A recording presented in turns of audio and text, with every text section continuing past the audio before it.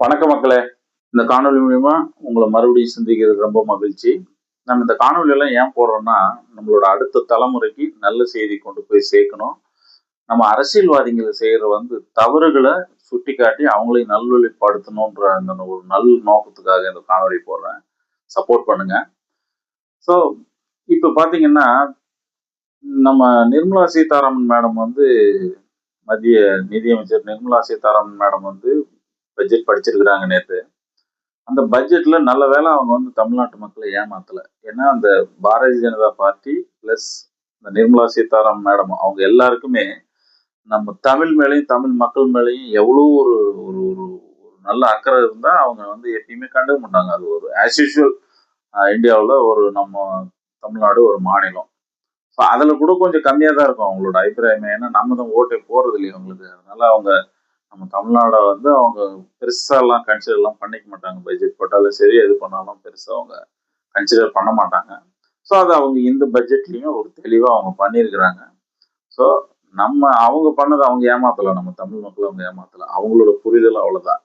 But நம்மளோட அவங்களோட NDA கூட்டணியில் இருக்கிற எடப்பாடி பழனிசாமி அவர்கள், இவர் அன்புமணி ராமதாஸ், ஜி.கே. வாசன், டிடிவி இவங்க எல்லாமே அந்த பட்ஜெட்டை வரவேற்று பேசியிருக்கிறாங்க.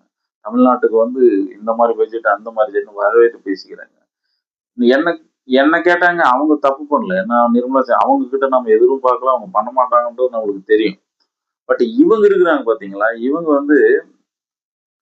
அந்த ஒரு ஒண்ணும் இல்லாத பட்ஜெட்டை இந்த மக்கள்கிட்ட கொண்டு போய் இந்த பொய் பரப்புற மாதிரி அந்த பட்ஜெட் அவ்வளோ ஒரு சந்தோஷமா கொண்டு போய் சேர்க்கிறாங்க. ஸோ மக்களை ஏமாத்துறது இவங்க தான். ஸோ மக்களே நாம சிந்திச்சு அந்த மக்கள் அது நம்மளுக்கு உண்மையிலே அவங்க நல்லது கொடுத்தா நம்ம அவங்கள ஆதரிப்போம். இல்லைன்னா கேட்போம். நாம அவங்க நிராகரிப்புன்னு கூட சொல்ல வேண்டாம். நம்ம அவங்க கிட்ட கேட்கணும். ஏன் பண்ணணும்னு கேட்கிறோம். அவ்வளவுதான். ஸோ அந்த இல்ல பண்ணாத விஷயத்தை இவங்க பண்ணிட்டாங்க அப்படின்னு சொல்லிட்டு இவங்க ஒரு திட்டம் ஒரு லிஸ்ட் எடுத்துட்டு இதெல்லாம் நம்ம தமிழ்நாட்டு மக்களுக்கு இந்த பட்ஜெட்ல அனௌன்ஸ் பண்ணிக்கிறாங்க. இதுக்கு இத்தனாயிரம் கோடி அப்படின்னு அவங்க சொன்னாங்கன்னா நம்ம உண்மையிலே அவங்கள ஆதரிப்போம்.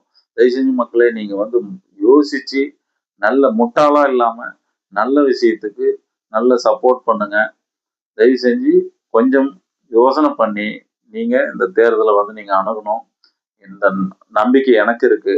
ஸோ இந்த இந்த கட்சிக்காரங்க பண்ற அந்த அந்த பதவி வெறியில பண்ற அந்த செயலை நம்ம டோட்டலா நிராகரிக்கணும்.